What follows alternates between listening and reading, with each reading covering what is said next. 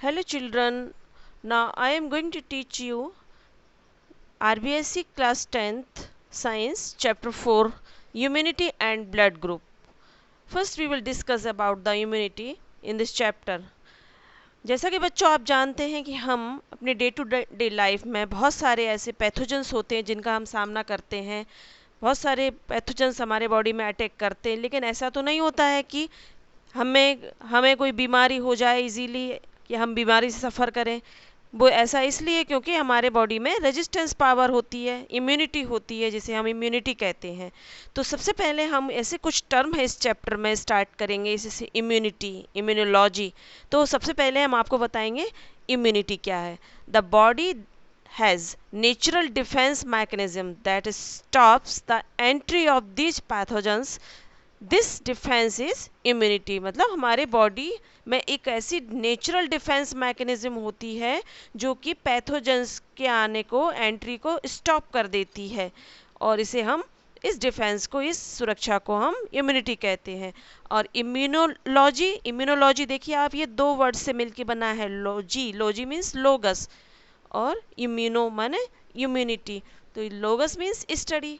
तो हम स्टडी किसकी करते हैं, इसमें इम्यूनिटी की स्टडी करते हैं। तो इसमें से इसको डिफाइन करेंगे हम इस तरह से, the study of immunity and immune system is known as immunology.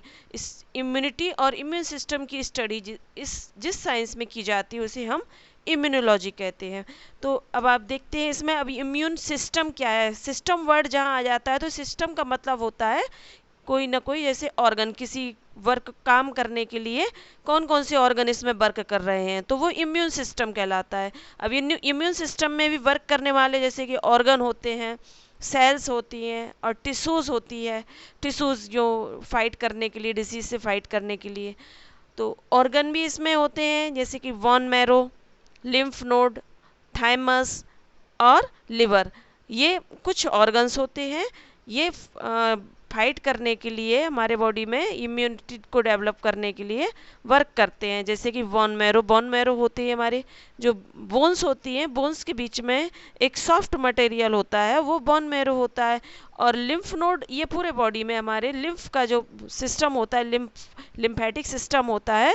और लिम्फेटिक सिस्टम को अभी तो काफ़ी डिटेल स्टडी है, इसको हम अभी आपको लिम्फ नोड से बता देते हैं कि ऐसे लिम्फ नोड का एक, हमारे ये टॉन्सिल्स होते हैं ना, इनमें ये लिम्फ नोड होता है। तो ये लिम्फ नोड क्या करते हैं कि जैसे ही कोई बाहरी पैथोजन जब हमारे माउथ से आता है तो ये वहीं की वहीं किल करने का काम कर देते हैं, उसको ख़त्म कर देते हैं। और थाइमस और ये लिवर, ये भी, ये थाइमस में ये ग्लैंड होती है, ये भी हमारे ये चेस्ट रीजन में होती है, और ये लिवर भी होता है। तो ये भी जो बाहर से जो पैथोजन आते हैं जब ये बॉडी में, तो ये वहीं के वहीं इसको किल कर देते हैं। तो इस तरह से ये कुछ इम्यून सिस्टम हमारे बॉडी में वर्क करता है। अब there are two types of immunity, एक तो होती है innate defence mechanism and acquired defence mechanism. Innate defence mechanism है, ये इनेट इम्यूनिटी या नॉन स्पेसिफिक और नेचुरल इम्यूनिटी होती है। और जो एक्वायर्ड डिफेंस मैकेनिज्म है वो अडेप्टिव इम्यूनिटी या स्पेसिफिक होती है। तो इनेट इम्यूनिटी में अपन देखते हैं ये types of immunity which contain all those defense mechanism with which an organism is born is known as innate immunity. मतलब ये इनेट इम्यूनिटी है, ये डिफेंस मैकेनिज्म, ये बर्थ के टाइम से ही हमारे बॉडी में क्रिएट हो जाती है, जिसे हम इनेट कहते हैं, बाय बर्थ ही आती है। और इसकी कुछ प्रॉपर्टीज इस तरह से हैं, it is present at the time of birth, ये बर्थ के टाइम ही प्रेजेंट होती है। दूसरा है इट इज़ नॉन स्पेसिफिक। ये नॉन स्पेसिफिक से मतलब है कि हमारे बॉडी में जब भी कोई इम्यूनिटी वो मैकेनिज्म होती है बीमारियों से लड़ने के लिए, जब कोई पैथोजन हमारे बॉडी में जब एंट्री करता है तो हमारे बॉडी क्या करता है, बीमारियों से लड़ने की क्षमता को प्रकट करता है। तो नॉन स्पेसिफिक का मतलब होता है कि ये बिल्कुल कोई स्पेशल टाइप से नहीं करता है। जैसे पैथोजन आता है और उसको किल करने का काम करता है, तो कोई स्पेसिफिक नहीं होता है, वो जिस तरह से इसमें चलता है वो उसी तरह से होता है, हमेशा उसी तरह से ये वर्क करता है। तो इसलिए ये नॉन स्पेसिफिक टाइप का हो गया। और तीसरी बात ये है इट इज़ नेचुरल इम्यूनिटी, ये नेचुरल इम्यूनिटी है क्योंकि ये बाय बर्थ आती है हमारे बॉडी में और ये पैथोजेंस से लड़ने में हेल्प करती है। और चौथी पॉइंट है इसका, it forms first line of defence, मतलब ये है ये फर्स्ट लाइन ऑफ डिफेंस, यानी ये पहली बार में ये फाइट करती है, फर्स्ट फाइट करती है, इसलिए इसको फर्स्ट लाइन ऑफ डिफेंस कहते हैं। और ये पांचवा है, it is due to physical chemical cellular barrier fever and inflammation. और ये जो इनेट इम्यूनिटी है ये क्रिएट होती है, इसमें फिजिकल बैरियर काम करते हैं, केमिकल बैरियर और सेलुलर बैरियर काम करते हैं, इसके साथ साथ इसमें फीवर और इन्फ्लेमेशन भी वर्क करता है। तो सबसे पहले हम देखते हैं फिजिकल बैरियर। फिजिकल बैरियर में it block the entry of pathogen into body, it consist skin, mucous membrane and cilia. ये फिजिकल बैरियर माने ये फिजिकली रूप से एक बैरियर का काम करे, बैरियर मीन्स रोकने का काम करे, तो ये ब्लॉक करती है entry of pathogen into body, ये बॉडी में पैथोजन की एंट्री को ही ब्लॉक कर देती है, जाने ही नहीं देती है बॉडी के अंदर। और इसमें जो ऑर्गन वर्क करते हैं वो है हमारा स्किन, म्यूकस मेम्ब्रेन नोज़ वाले पार्ट में पाई जाती है, और ये सीलिया कुछ हेयर्स होते हैं, तो ये हमारे बॉडी में पैथोजन की एंट्री को ब्लॉक कर देते हैं। दूसरा है chemical barrier, chemicals which destroy the entry and growth of the pathogen. जैसा कि नाम है केमिकल, तो हमारे बॉडी में क्या है, कुछ ऐसे केमिकल्स प्रोड्यूस होते हैं तो वो बॉडी के अंदर पैथोजन की एंट्री को ही ब्लॉक कर देते हैं। जैसे कि हमारे स्टमक और वेजाइना में एसिड का फॉर्मेशन होता है, तो स्टमक में जैसे ही हम कोई हम फूड ऐसा खाते हैं और फूड के साथ में कोई ना कोई बैक्टीरिया या पैथोजेंस हमारे फूड के साथ में अंदर चला जाता है, तो स्टमक में एसिड का फॉर्मेशन होता है, ये तो आप जानते ही हैं। तो स्टमक क्या करता है, उस बैक्टीरिया को, जो पैथोजेंस को किल कर देता है। इसी तरह से बेजाइना में भी केमिकल्स जो होते हैं वो भी पैथोजेंस को किल कर देते हैं। इसके अलावा सलाइवा है, टीयर्स है, स्वेट है, इनमें भी सलाइवा और टीयर्स में भी एक लाइसोजाइम नाम का एंजाइम पाया जाता है। वो भी हमारे बॉडी में जैसे ही कोई बैक्टीरिया या पैथोजेंस का जैसे ही कोई अटैक होता है तो स्टार्टिंग में सलाइवा ही उसको किल कर देता है। और सलाइवा, दूसरी बात है, ये क्लीनिंग का भी काम करता है। जैसे ही हम कुछ खाते हैं या इसके बाद भी, खाने के बाद भी हमारे बॉडी माउथ को क्लीन कर देता है। टीयर्स भी, कोई हमारे जब आँखों में कोई भी पार्टिकल हमारी जब आँखों में जाता है तो उसमें टीयर्स में भी वो एंजाइम जो क्रिएट होता है वो आँखों की सफाई का काम कर देता है, साफ़ कर देता है टीयर्स। तो इस तरह से ये केमिकल्स जो होते हैं ये एज ए बैरियर का काम करते हैं। तीसरा है cellular barrier, these are some cells which destroy pathogens. Cellular barriers जैसा कि सेल्स, कुछ ऐसी सेल्स होती हैं कि जो पैथोजन को डिस्ट्रॉय कर देती है। जैसे कि कुछ WBC सेल्स के नाम आप जानते हैं, माइक्रोफेज, मोनोसाइट एंड न्यूट्रोफिल्स। ये WBC सेल्स हैं, ये भी पैथोजेंस को डिस्ट्रॉय कर देती हैं। इसके अलावा नेचुरल किलर सेल्स भी होती हैं, ये भी पैथोजेंस को डिस्ट्रॉय कर देती हैं। Next fourth, fever and inflammation. आप जानते हैं कि जब कभी जैसे कोई हमारे बॉडी में पैथोजेंस का जैसे ही प्रवेश होता है तो हमारे बॉडी में क्या होता है, एक ऐसी क्षमता होती है कि हमारा बॉडी का टेम्परेचर इंक्रीज़ होने लगता है। तो जब टेम्परेचर इंक्रीज़ होगा, टेम्परेचर बढ़ जाता है, तो इससे क्या होता है कि जो पैथोजन की ग्रोथ होती है वहीं की वहीं प्रिवेंट हो जाती है, वहीं रुक जाती है और पैथोजन आगे नहीं बढ़ पाता है और अपना काम नहीं कर पाता है। इस तरह से फीवर के द्वारा भी हमें बॉडी को इनेट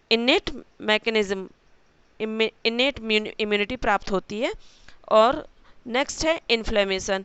इन्फ्लेमेशन का मतलब है कि ये इन्फ्लेमेशन के द्वारा क्या होता है कि जैसे ही हमारे कोई भी सेल पैथोजेंस के द्वारा अफेक्ट हो जाती है तो वो क्या करता है कि वो सेल अपने बगल वाली आसपास की सेल को इन्फॉर्म कर देती है अनदर सेल को कि हमारे अब की मतलब इस बॉडी में पैथोजन का प्रवेश हो चुका है और तुम अपनी रक्षा करो। तो इस तरह से इसको हम इन्फ्लेमेशन कहते हैं। तो ये भी आपने पढ़े हैं, फिजिकल, केमिकल, सेलुलर, फीवर और इन्फ्लेमेशन के द्वारा इननेट डिफेंस मैकेनिज्म हमारे बॉडी में होती है। Acquired immunity, it is the immunity acquired after birth. ये एक प्रकार की ऐसी इम्यूनिटी है जो आफ्टर बर्थ एक्वायर की जाती है बॉडी के द्वारा। इसका नाम जैसा कि एक्वायर्ड डिफेंस मैकेनिज्म है। और ये it is also known as adaptive और स्पेसिफिक इम्यूनिटी। इसको हम अडेप्टिव भी कहते हैं या स्पेसिफिक भी कहते हैं। स्पेसिफिक से मतलब है in this type of immunity the host specifically attack on specific invader या पैथोजन। कि मतलब इसमें क्या होता है कि जो होस्ट होता है वो स्पेसिफिकली अटैक करता है किस पर, जो स्पेसिफिक पैथोजन होता है उसके ऊपर। तो स्पेशल रूप से मतलब जो वे ऑफ फाइटिंग होता है इसका स्पेशली होता है, जैसा पैथोजन होगा उस हिसाब से वो अटैक करता है, इसलिए इसका नाम है specific immunity. It obtained either from the development of antibody in response to the antigen or by the introduction of ready-made antibody. और ये obtain होती है by the development of antibody, antibody के डेवलपमेंट के द्वारा ही ये प्राप्त हो जाती है इस प्रकार की इम्यूनिटी। और in response to an antigen और by the introduction of readymade antibody, या तो जब कोई हमारे बॉडी में कोई पैथोजन या एंटीजन जैसे ही कोई आता है तो तभी ये एंटीबॉडी का डेवलपमेंट होने लगता है और उसी के साथ ही ये एक्वायर्ड इम्यूनिटी फिर वर्क करने लगती है। It is specific immunity as it works against a specific microorganism और एंटीजन है। ये स्पेसिफिक इम्यूनिटी होती है क्योंकि ये वर्क करती है against a specific microorganism और एंटीजन के विरुद्ध वर्क करती है। और नेक्स्ट है एक्वायर्ड इम्यूनिटी इन्वॉल्व। इस एक्वायर्ड इम्यूनिटी में इन्वॉल्व होते हैं, ये दो प्रकार से इन्वॉल्व होती है, एक तो बाई एंटीबॉडी के द्वारा और एक बाई स्पेसिफिक सेल के द्वारा। यदि बाई एंटीबॉडी के द्वारा ये जब इन्वॉल्व होती है तो इसको तो हम ह्यूमोरल कहते हैं, और जब ये किसी स्पेसिफिक सेल के द्वारा जब एक्वायर्ड इम्यूनिटी इन्वॉल्व होती है तो इसे हम सेल मेडिएटेड इम्यूनिटी कहते हैं। अब there are two types of immunity. Immunity भी ये एक्वायर्ड इम्यूनिटी दो तरह की होती है, एक तो होती है एक्टिव इम्यूनिटी और दूसरा होता है passive immunity. Types of acquired immunity in which host immune system participate and produce antibody against antigen. जो एक्वायर्ड इम्यूनिटी एक्टिव इम्यूनिटी है वो एक तरह की इस प्रकार की इम्यून सिस्टम है जिसमें इस इम्यून सिस्टम में ये प्रोड्यूस करता है किसी एंटीजन के विरुद्ध एंटीबॉडी को प्रोड्यूस करता है। और पैसिव इम्यूनिटी में क्या होता है कि इस in which host immune system does not participate and readymade external antibody are introduce. ये खुद पार्टिसिपेट नहीं करता है बल्कि इसमें क्या होता है बाहर से कोई एक्सटर्नल एंटीबॉडीज आकर इसमें फिर इम्यून सिस्टम का इसमें इम्यूनिटी डेवलप करते हैं बॉडी में। तो इसमें बाहर से एंटीबॉडी को लाया जाता है। और ये दूसरी बात है, ये जो एक्टिव इम्यूनिटी है ये इफ़ेक्टिव एंड लॉन्ग लास्टिंग होती है, क्योंकि हमारे बॉडी में मान लो यदि हम कोई एंटीजन को कोई एंटीबॉडी को हम यदि क्रिएट करते हैं अपने बॉडी में, और ये जैसे कि हमने पोलियो वैक्सीन है, ये क्या है कि जब मान लो कोई डिसीज़ है हमें एक बार यदि हमने इसका एंटीबॉडी यदि ले लिया है, यदि हमने इसका वैक्सीन ले लिया है तो ये दोबारा नहीं होनी है, इसका मतलब ये है। और जो पैसिव इम्यूनिटी है ये लेस इफेक्टिव होती है क्योंकि ये इसका जो वर्क होता है वो शॉर्ट ड्यूरेशन के लिए होता है। इसका मतलब है कि यदि मान लो कोई बीमारी हो गई हमें तो इसका मतलब ये नहीं कि हमें अब दोबारा होनी ही नहीं है।